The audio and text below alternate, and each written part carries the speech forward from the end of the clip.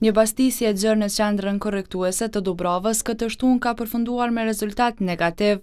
Gjatë kontrollit të gjitha hapësirave nga dhomat e të burgosurve deri në ambientet përcjellëse, Shërbimi Korrektues i Kosovës nuk gjeti asnjë send të kundërligjshëm. Ky aksion kishte për qëllim parandalimin e veprimeve të kundërligjshme dhe forcimin e sigurisë brenda këtij institucioni.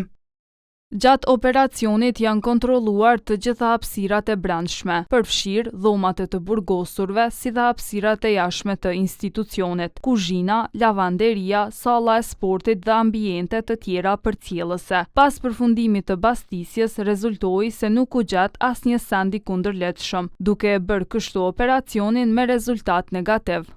Për ish-drejtorin e burgjeve Emrush Thaqin, fakti që nuk u gjet asgjë e kundërligjshme është një sukses dhe një tregues i qartë i punës së mirë të stafit.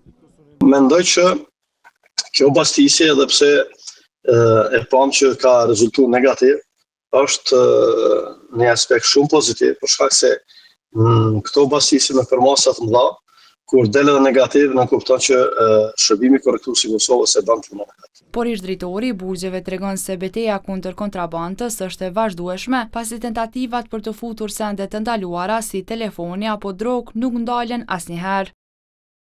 Kaluara ka pas edhe kapjet edhe oficerëve korrektues që kanë qenë në bashkëpunim eventualisht me njerëz të cilët kanë futur kontrabandën brenda.